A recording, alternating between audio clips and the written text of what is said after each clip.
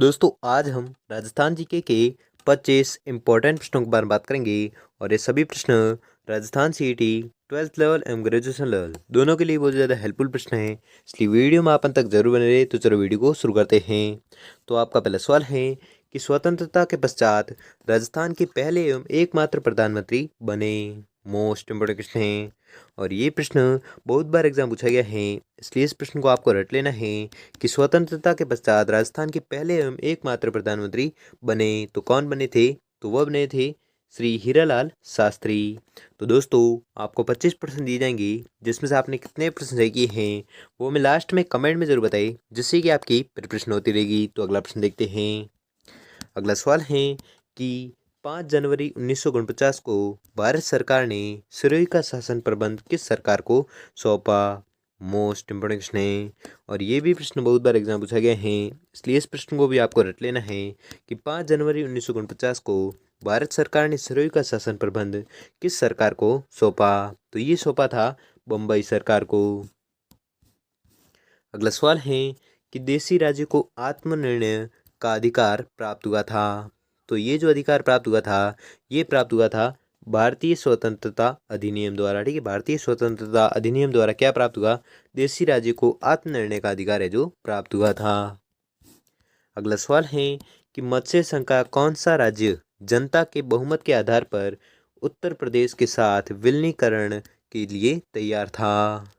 क्या प्रश्न है? वापस से पढ़ो एक बार कि मत्स्य संघ का कौन सा राज्य है जो जनता के बहुमत के आधार पर उत्तर प्रदेश के साथ विलीनीकरण के लिए तैयार था। तो वह राज्य था धौलपुर। ठीक है, धौलपुर वह राज्य था मत्स्य संघ का जो जनता के बहुमत के आधार पर उत्तर प्रदेश के साथ विलीनीकरण के लिए तैयार था।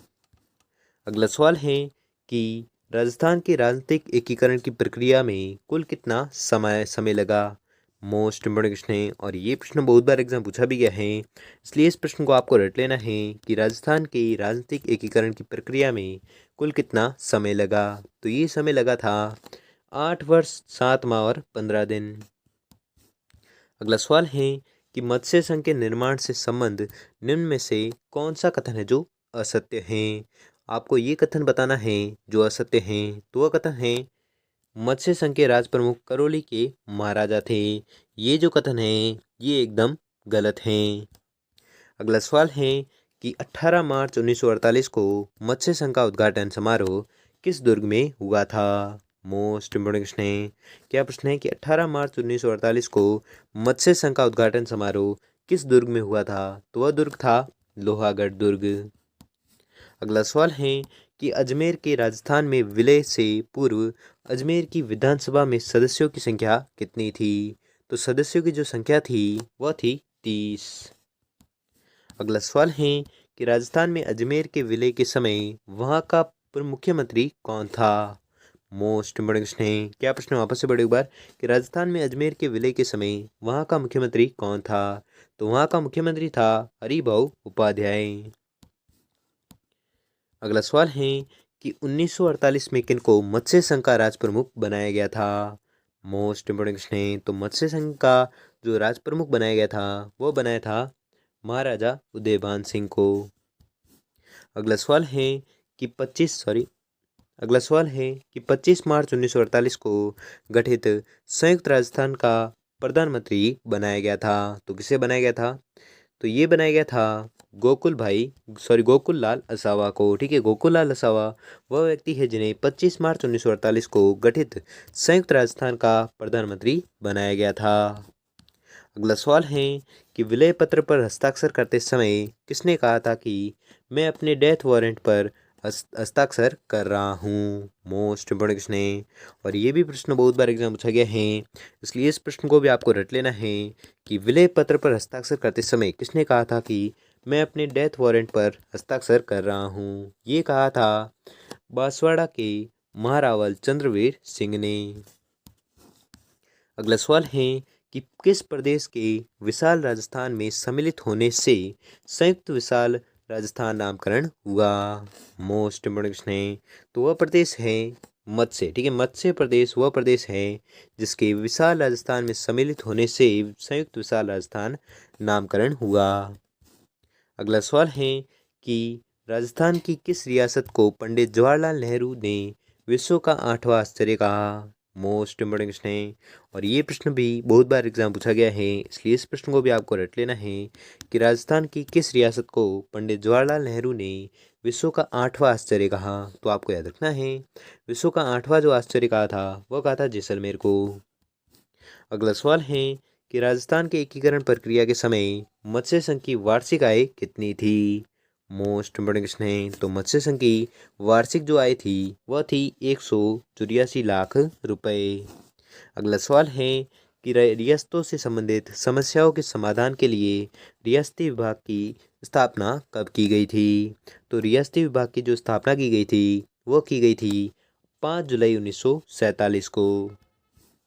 अगला सवाल है कि किस समिति की सिफारिश के आधार पर जयपुर को राजधानी बनाना निश्चित किया गया? मोस्ट इम्पोर्टेंट क्वेश्चन है और ये भी प्रश्न बहुत बार एग्जाम पूछा गया है, इसलिए इस प्रश्न को भी आपको रट लेना है कि किस समिति की सिफारिशों के आधार पर जयपुर को राजधानी बनाना निश्चित किया गया? तो आपको याद रखना है ये निश्चित किया गया था सत्यनारायण राव समिति की सिफारिशों के आधार पर। अगला सवाल है कि ऐसी कौन सी रियासतें थी जिसे तोप की सलामी का अधिकार नहीं था? तो वह रियासतें थी कौन सी? तो आपको याद रखना है वह थी शाहपुरा एवं किशनगढ़। ठीक है, शाहपुरा एवं किशनगढ़ वह रियासतें थी जिसे तोप की सलामी का अधिकार भी नहीं था। अगला सवाल है कि निम्न में से वे रियासतें जो पाकिस्तान में मिलना चाहती थी। मोस्ट इम्पोर्टेंट क्वेश्चन है। तो वे रियासतें कौन सी थी जो पाकिस्तान में मिलना चाहती थी? तो वे रियासतें थी धौलपुर व जैसलमेर जो पाकिस्तान में मिलना चाहती थी। अगला सवाल है कि सर्वप्रथम किसने 1939 ईस्वी में राजस्थान की रियासतों के समूहीकरण एवं एकीकरण के प्रश्न को उठाया था? मोस्ट इम्पोर्टेंट क्वेश्चन है और ये भी प्रश्न बहुत बार एग्जाम पूछा गया है, इसलिए इस प्रश्न को भी आपको रट लेना है कि सर्वप्रथम किसने 1939 में राजस्थान की रियासतों के समूहीकरण व एकीकरण के प्रश्न को उठाया था? तो ये प्रश्न उठाया था लॉर्ड लिंथलिथिगो ने। ठीक है, लॉर्ड लिंथलिथिगो ने ये प्रश्न उठाया था। कौन सा प्रश्न? तो राजस्थान की रियासतों के समीकरण व एकीकरण का प्रश्न। अगला सवाल है कि राजस्थान के अंतिम महाराज प्रमुख थे। मोस्ट इम्पोर्टेंट क्वेश्चन है और ये भी प्रश्न बहुत बार एग्जाम पूछा गया है, इसलिए इस प्रश्न को भी आपको रट लेना है कि राजस्थान के अंतिम महाराज प्रमुख थे तो वह थे कौन? तो आपको याद रखना है वह थे महाराजा भूपाल सिंह। अगला सवाल है कि राजस्थान संघ का निर्माण 25 मार्च 1948 को हुआ और इसमें राज प्रमुख किसे बनाया गया? तो इसमें जो राज प्रमुख बनाया गया था वो बनाया गया था भीम सिंह को। ठीक है, भीम सिंह वह थे जो राजस्थान संघ के राज प्रमुख थे। और इन्हें कब बनाया गया था? तो 25 मार्च 1948 को इन्हें राज प्रमुख बनाया गया था।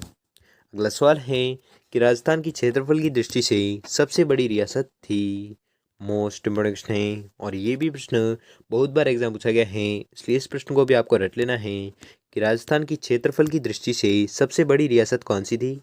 तो वह रियासत थी जोधपुर। अगला सवाल है कि शंकर राय देव कमेटी की सिफारिश पर कौन सा संघ है जो बना? मोस्ट इम्पोर्टेंट क्वेश्चन है और ये भी प्रश्न बहुत बार एग्जाम पूछा गया है, इसलिए इस प्रश्न को भी आपको रट लेना है कि शंकर राय देव कमेटी की सिफारिश पर कौन सा संघ है जो बना? तो वह संघ था संयुक्त बृहत्तर राजस्थान। अगला सवाल है और ये आज का अंतिम सवाल है कि राज प्रमुख के पद को राज्यपाल का पदनाम दिया गया। मोस्ट इम्पोर्टेंट क्वेश्चन है। तो राज्यपाल का जो पदनाम दिया गया था वह दिया गया था 1956 में। ठीक है, 1956 में राज प्रमुख के पद को राज्यपाल का पदनाम है जो दिया गया था। तो दोस्तों आपको 25 प्रश्न दिए थे, जिसमें से आपने कितने प्रश्न सही किए हैं वो हमें जल्दी से जल्दी कमेंट करके जरूर बताएं। और अगर आपके लिए वीडियो थोड़ा भी हेल्प साबित हुआ तो वीडियो को लाइक और चैनल पर नए तो चैनल को सब्सक्राइब कर लीजिए और बेल आइकन को प्रेस कर लीजिए जिससे कि वीडियो की नोटिफिकेशन आपको मिलती रहेगी। धन्यवाद।